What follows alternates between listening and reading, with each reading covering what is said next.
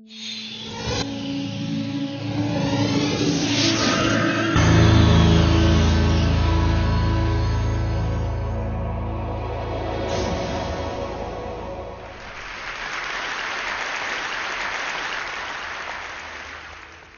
afternoon. There's a medical revolution happening all around us, and it's one that's going to help us conquer some of society's most dreaded conditions, including cancer. And the revolution is called angiogenesis, and it's based on the process that our bodies use to grow blood vessels. So why should we care about blood vessels? Well, the human body is literally packed with them, 60,000 miles worth in a typical adult. End to end, that would form a line that would circle the Earth twice. The smallest blood vessels are called capillaries. We've got 19 billion of them in our bodies. And these are the vessels of life. And as I'll show you, they can also be the vessels of death. Now, the remarkable thing about blood vessels is that they have this ability to adapt to whatever environment they're growing in. For example, in the liver, they form channels to detoxify the blood.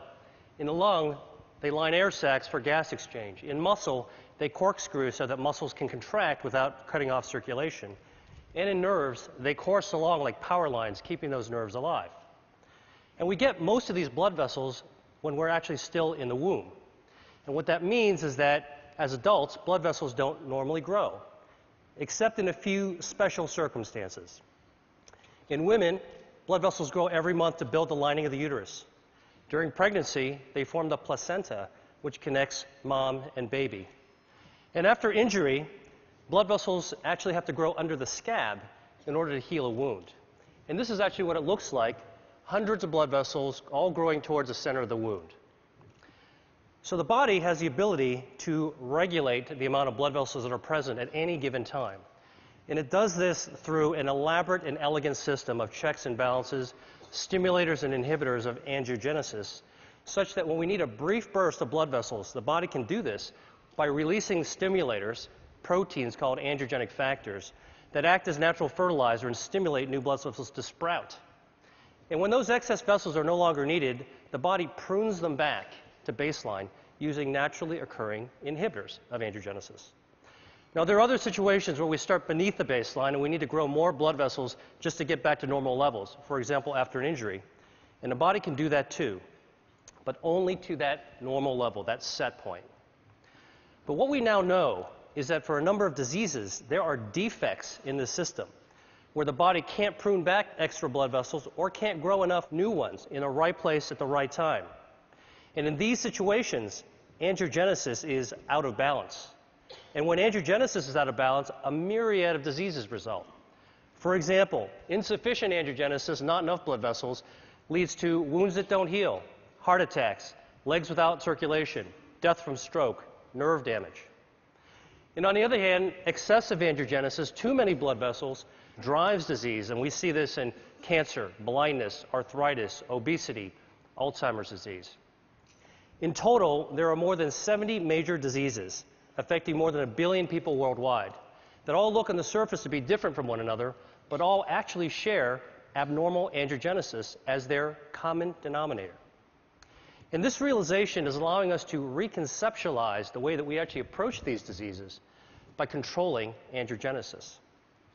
Now, I'm going to focus on cancer because angiogenesis is a hallmark of cancer, every type of cancer. So here we go. This is a tumor, dark, gray, ominous mass growing inside a brain. And under the microscope, you can see hundreds of these brown-staining blood vessels, capillaries, that are feeding cancer cells, bringing oxygen and nutrients. But cancers don't start out like this. And in fact, cancers don't start out with a blood supply. They start out as small, microscopic nests of cells that can only grow to 1/2 a cubic millimeter in size. That's the tip of a ballpoint pen. Then they can't get any larger because they don't have a blood supply, so they don't have enough oxygen or nutrients. And in fact, we're probably forming these microscopic cancers all the time in our body. Autopsy studies from people who died in car accidents have shown that about 40% of women between the ages of 40 and 50 actually have microscopic cancers in their breasts. About 50% of men in their 50s and 60s have microscopic prostate cancers. And virtually 100% of us, by the time we reach our 70s, will have microscopic cancers growing in our thyroid. Yet without a blood supply, most of these cancers will never become dangerous. Dr. Judah Folkman, who was my mentor and who was the pioneer of the angiogenesis field, once called this cancer without disease. So the body's ability to balance angiogenesis, when it's working properly, prevents blood vessels from feeding cancers. And this turns out to be one of our most important defense mechanisms against cancer. In fact, if you actually block angiogenesis and prevent blood vessels from ever reaching cancer cells, tumors simply can't grow up. But once angiogenesis occurs, cancers can grow exponentially. And this is actually how a cancer goes from being harmless to deadly. Cancer cells mutate, and they gain the ability to release lots of those angiogenic factors, natural fertilizer, that tip the balance in favor of blood vessels invading the cancer. And once those vessels invade the cancer, it can expand, it can invade local tissues, and the same vessels that are feeding tumors allow cancer cells to exit into the circulation as metastases. And unfortunately, this late stage of cancer is the one at which it's most likely to be diagnosed, when angiogenesis is already turned on and cancer cells are growing like wild. So, if angiogenesis is a tipping point between a harmless cancer and a harmful one, then one major part of the angiogenesis revolution is a new approach to treating cancer by cutting off the blood supply. We call this anti-angiogenic therapy, and it's completely different from chemotherapy because it selectively aims at the blood vessels that are feeding the cancers. And we can do this because tumor blood vessels are unlike normal healthy vessels we see in other places of the body. They're abnormal, they're very poorly constructed, and because of that, they're highly vulnerable to treatments that target them. And in fact, when we give cancer patients anti-angiogenic therapy, here, an experimental drug for a glioma, which is a type of a brain tumor, you can see that there are dramatic changes that occur when the tumor is being starved.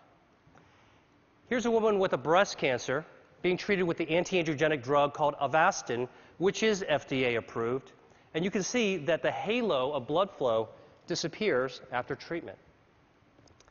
Now, I've just shown you two very different types of cancer that both responded to anti-angiogenic therapy.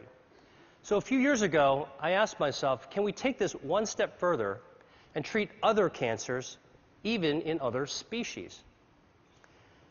So here is a 9-year-old boxer named Milo who had a very aggressive tumor called a malignant neurofibroma growing on his shoulder and invaded to his lungs. His veterinarian only gave him 3 months to live. So we created a cocktail of anti-angiogenic drugs that could be mixed into his dog food, as well as an anti-angiogenic cream that could be applied on the surface of the tumor. And within a few weeks of treatment, we were able to slow down that cancer's growth such that we were ultimately able to extend Milo's survival to 6 times what the veterinarian had initially predicted, all with a very good quality of life. And we've subsequently treated more than 600 dogs. We have about a 60% response rate and improved survival for these pets that were about to be euthanized. So let me show you a couple of even more interesting examples. This is a 20-year-old dolphin living in Florida, and she had these lesions in her mouth that, over the course of 3 years, developed into invasive squamous cell cancers. So we created an anti-angiogenic paste. We had it painted on top of the cancer 3 times a week, and over the course of 7 months, the cancers completely disappeared and the biopsies came back as normal. Here's a cancer growing in the lip of a quarter horse named Guinness. It's a very, very deadly type of cancer called an angiosarcoma, had already spread to his lymph nodes. So we used the anti-angiogenic skin cream for the lip and the oral cocktail so we could treat from the inside as well as the outside. And over the course of 6 months, he experienced a complete remission. And here he is 6 years later, Guinness, with his very happy owner. Now, obviously, anti-angiogenic therapy could be used for a wide range of cancers. And in fact, the first pioneering treatments for people as well as dogs are already becoming available. There's 12 different drugs, 11 different cancer types, but the real question is, how well do these work in practice? So here is actually the patient survival data from 8 different types of cancer. and the bars represent survival time taken from the era in which there was only chemotherapy or surgery or radiation available. But starting in 2004, when anti-angiogenic therapies first became available, you can see that there has been a 70 to 100% improvement in survival for people with kidney cancer, multiple myeloma, colorectal cancer, and gastrointestinal stromal tumors. That's impressive. But for other tumors and cancer types, the improvements have only been modest. So I started asking myself, why haven't we been able to do better? And the answer to me is obvious. We're treating cancer too late in the game, when it's already established and oftentimes it's already spread or metastasized. And as a doctor, I know that once a disease progresses to an advanced stage, achieving a cure can be difficult, if not impossible. So I went back to the biology of angiogenesis and started thinking, could the answer to cancer be preventing angiogenesis? Beating cancer at its own game, so that cancers could never become dangerous. This could help healthy people, as well as people who have already beaten cancer once or twice and want to find a way to keep it from coming back. So to look for a way to prevent angiogenesis in cancer, I went back to look at cancer's causes. And what really intrigued me was when I saw that diet accounts for 30 to 35% of environmentally caused cancers. Now, the obvious thing is to think about what we could remove from our diet, what to strip out, take away. But I actually took a completely opposite approach and began asking, what could we be adding to our diet that's naturally anti-angiogenic, that could boost the body's defense system and beat back those blood vessels that are feeding cancers? In other words, can we eat to starve cancer? Well, the answer is yes, and I'm going to show you how. And our search for this has taken us to the market, the farm, and to the spice cabinet, because what we've discovered is that Mother Nature has laced a large number of foods and beverages and herbs with naturally occurring inhibitors of angiogenesis. So here's a test system we developed. At the center is a ring from which hundreds of blood vessels are growing out in a starburst fashion. And we can use this system to test dietary factors at concentrations that are attainable by eating. So let me show you what happens when we put in an extract from red grapes. The active ingredient is resveratrol. It's also found in red wine. This inhibits abnormal angiogenesis by 60%. Here's what happens when we add an extract from strawberries. It potently inhibits angiogenesis. An extract from soybeans. And here is a growing list of our anti-angiogenic foods and beverages that we're interested in studying. And for each food type, we believe that there's different potencies within different strains and varietals. And we want to measure this because, well, while you're eating a strawberry or drinking tea, why not select the one that's most potent for preventing cancer? So here are 4 different teas that we've tested. They're all common ones. Chinese jasmine, Japanese sencha, Earl Grey, and a special blend that we prepared. And you can see clearly that the teas vary in their potency from less potent to more potent.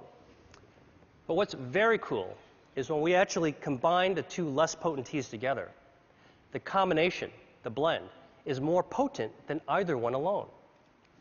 This means there's food synergy. Here's some more data from our testing. Now, in the lab, we can simulate tumor angiogenesis, represented here in the black bar. And using this system, we can test the potency of cancer drugs. So the shorter the bar, less angiogenesis, that's good. And here are some common drugs that have been associated with reducing the risk of cancer in people. Statins, non-steroidal anti-inflammatory drugs, and a few others. They inhibit angiogenesis too. And here are the dietary factors going head-to-head against these drugs. You can see they clearly hold their own, and in some cases they're more potent than the actual drugs. Soy, parsley, garlic, grapes, berries. I could go home and cook a tasty meal using these ingredients. So imagine if we could create the world's first rating system in which we could score foods according to their anti-angiogenic, cancer preventative properties. And that's what we're doing right now. Now, I've shown you a bunch of lab data, and so the real question is, what is the evidence in people that eating certain foods can reduce angiogenesis in cancer. Well, the best example I know is a study of 79,000 men followed over 20 years, in which it was found that men who consumed cooked tomatoes 2 to 3 times a week had up to a 50% reduction in their risk of developing prostate cancer. Now, we know that tomatoes are a good source of lycopene, and lycopene is anti-angiogenic. But what's even more interesting from this study is that in those men who did develop prostate cancer, those who ate more servings of tomato sauce actually had fewer blood vessels feeding their cancer.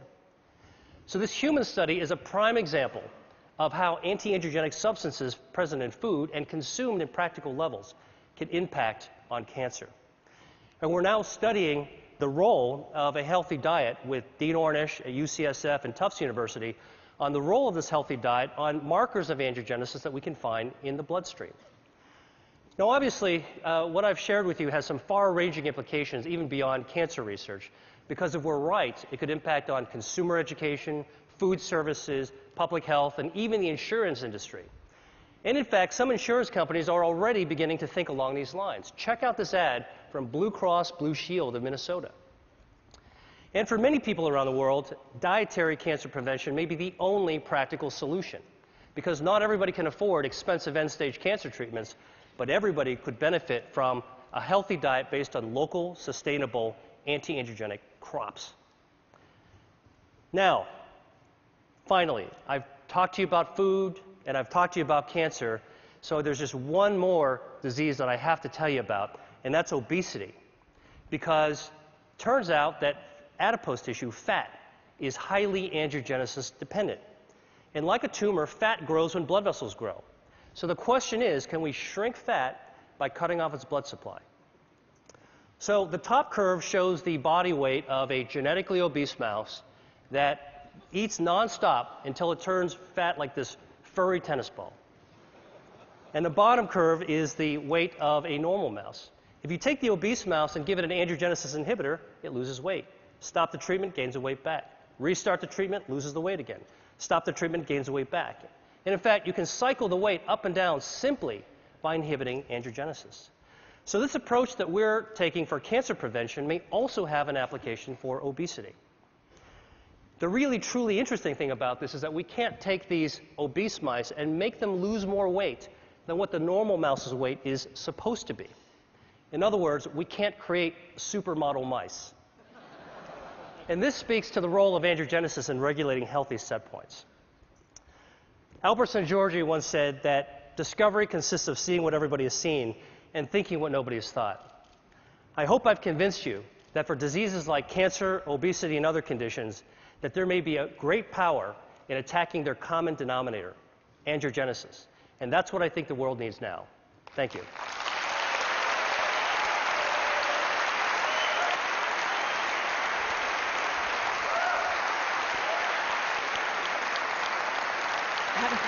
So these drugs aren't exactly, they're not exactly in mainstream cancer treatments right now.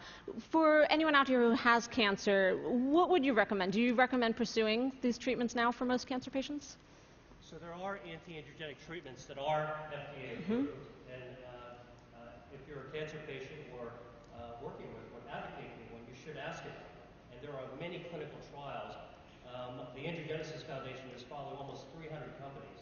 And there's about 100 more drugs that are in the pipeline. So consider the approved ones, look for clinical trials. But then between what the doctor can do for you, we need to start asking, what can we do for ourselves? And this is one of the themes that I'm talking about, is we can empower ourselves to do the things that doctors can't do for us, which is to use knowledge and take action. And if Mother Nature has given us some clues, we think that there might be a new future in the value of how we eat. And what we eat is really our chemotherapy 3 times a day. Right. And along those lines, for people who might have risk factors for cancer, would you recommend pursuing any treatment sort of prophylactically, or simply pursuing the right diet with lots of tomato sauce? Well, there's abundant epidemiological evidence, and I think in the information age, it doesn't take long to go to a credible source like PubMed, the National Library of Medicine, to look for epidemiological studies for cancer risk reduction based on diet and based on common medications. And that's certainly something that anybody can look into. Okay, well, thank you so much.